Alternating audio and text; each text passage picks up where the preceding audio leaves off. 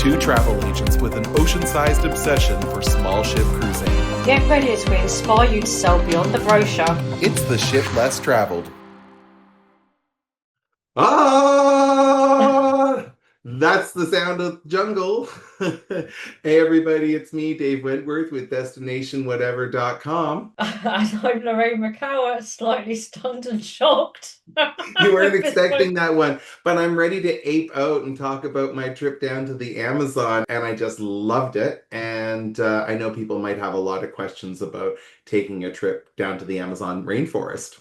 Hopefully we'll get questions after this video, but I have some for you, Dave, because the Amazon is on my bucket list, but I'm thinking, why should I choose an Amazon small ship river cruise? The travel agent, I had served customers before. Some had gone down to lodges and some had did a river cruise. I had the opportunity to go down on a river cruise. It was kind of the first thing that came my way to go to the Amazon, and I wanted to go to the destination. And I'm so happy that I did it with the river cruise because we were able to move around in the Amazon and see everything. Of course, we just had to unpack once. And sometimes when people go to a lodge, you're at one location in a jungle that's the size of a continent, so you can't move around as much. I think river cruising is just a fantastic way to explore the Amazon, and I'd love to tell you more about it. So what other questions do you have? So how and why did you choose the river cruise line you chose? Who did you go with? Tell us all. I did a trip that actually starts and ends in Lima, in Peru. So there's a number of South American countries, a person could go to see the Amazon. A lot of the Amazon is in Brazil, but Brazil's a really large country, so I found it super convenient to do it in Peru. The trip I did was on a ship called La Ametista, and it's with G Adventures. It's part of their marine catalog of trips. So this is a tour operator that does, stuff on the land, and I had traveled with them on land before, so I always had really good experiences.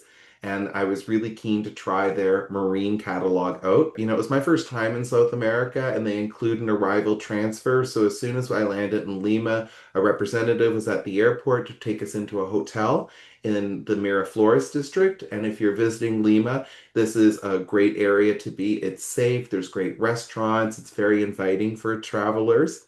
And then the next day, you meet another representative, a guide who's going to be with you, and then they fly you out to the Amazon and you embark.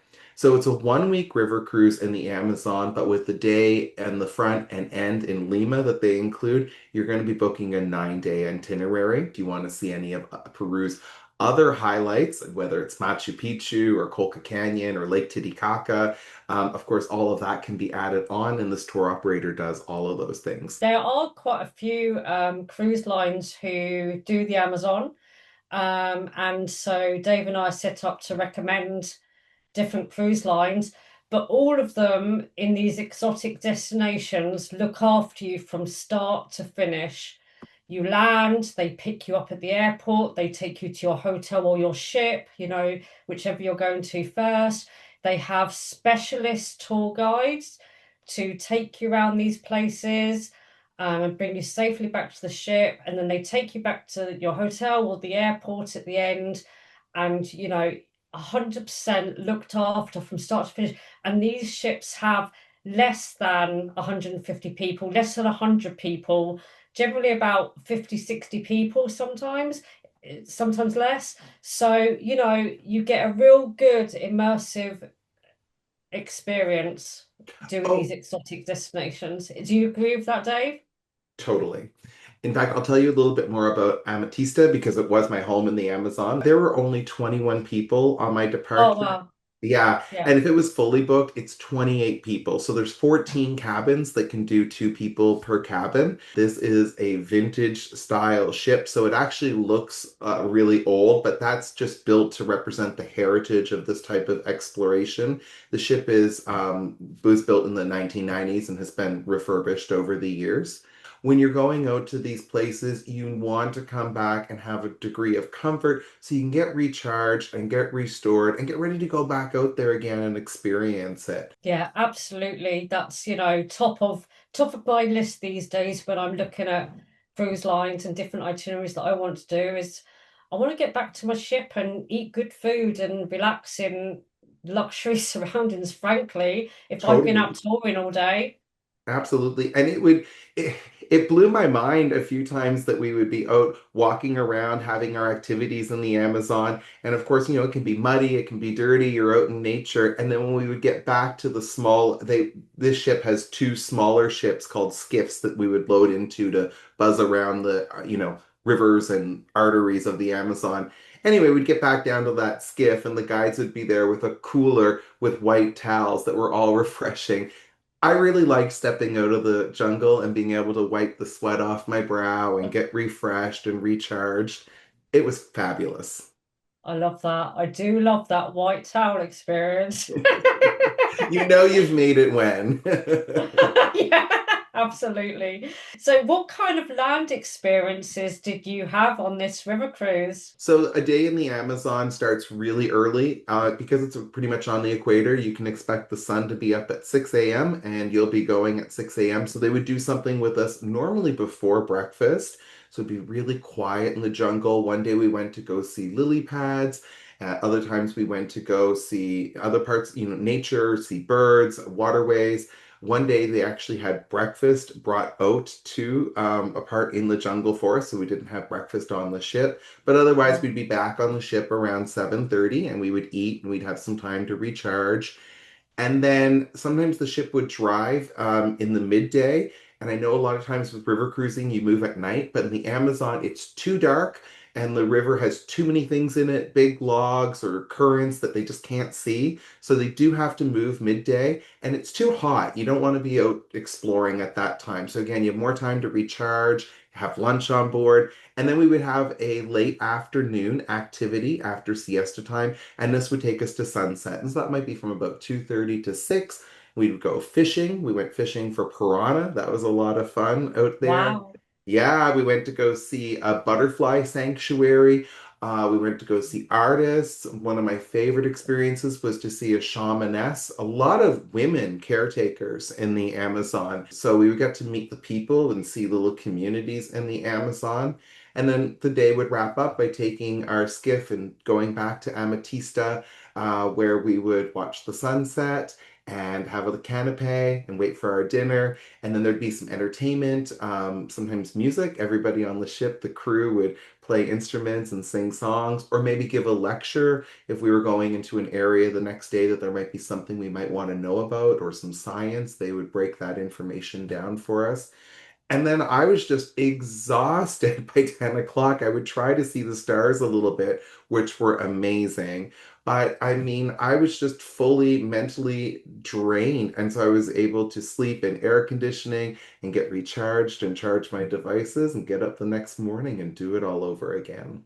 You mentioned communities there, and that's another great thing on these exotic river cruises is that you pass through and maybe stop at small communities whose people still depend on the rivers for their livelihoods, and you engage with them. You wouldn't do that on any other trip. To actively engage in these communities because you're there at the rivers with them, they welcome you, and they take you through their land and show you around, and you wouldn't get that on any other trip for sure. On our final night on our captain's dinner, there was a moment that just touched my heart and it made me feel so good. I couldn't think of a better way to end cap a trip like this. And the whole crew came out to present and to give their gratitude. And the cruise director said that these people are the same people that we had been seeing the whole week in the jungle, that they were children that were the same children that we've seen running around in the jungle. And it's just as you would imagine, barefoot, long, black, scraggly hair. And because of responsible tourism and small ships like this and people who come to participate on this, they've all been able to find jobs and livelihood to be able to do what they've had to do. They've had to go to university, study foreign languages, study ecology, all sorts of things. And these opportunities to learn and have careers have come about because of responsible tourism, like small ship Wow. cruising. That's a Yeah, cool way to that's see the Amazon.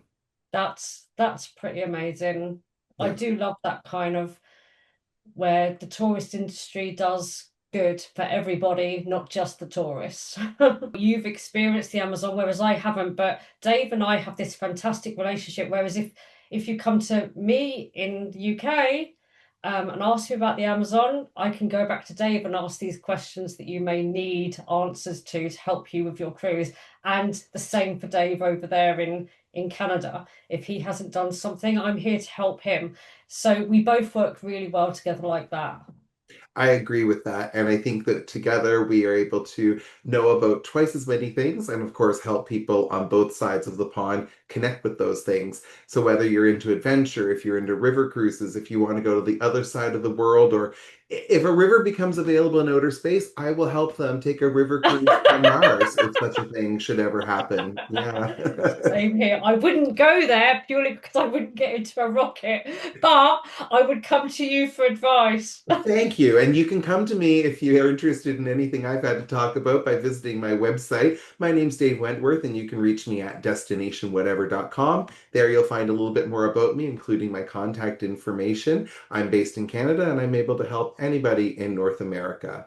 And I'm Lorraine McCowart, and I'm based in Berkshire, England. My website is bespokecruiseholidays.com/luxury cruise holidays. I'm on Facebook and all over social media, and I can help you if you're here in the UK. And we're always available on the ship Less Traveled, and we're growing this community for cruise passionate people on both sides of the pond. So if you have a friend that might be interested, please let them know about what we offer and make sure to hit the like button and subscribe. Well, until the next time we get to see you again, it's always a pleasure. Take care, everybody. Ciao for now. Bye, everybody. Adios. Curious about small ship cruising and ready to start planning? We're here to help plan your next voyage, whether you're a first timer or a seasoned sailor. If you're in the UK, I'd love to hear from you. You can find me at bespokecruiseholidays.com/luxury cruise holidays or visit my agency's Facebook page. Let's plan something unforgettable. I'm in Canada and cover North America. Visit my website, destinationwhatever.com, or connect with my agency on Facebook. Let's get you on board, literally. If you like this video, give us a thumbs up. Click on those like and subscribe buttons, and please share us with your cruise loving friends. Support our channel and let's keep this ship sailing. Thanks for coming on board. Until next time, this has been The Ship Less Traveled, where small ships lead to big adventures.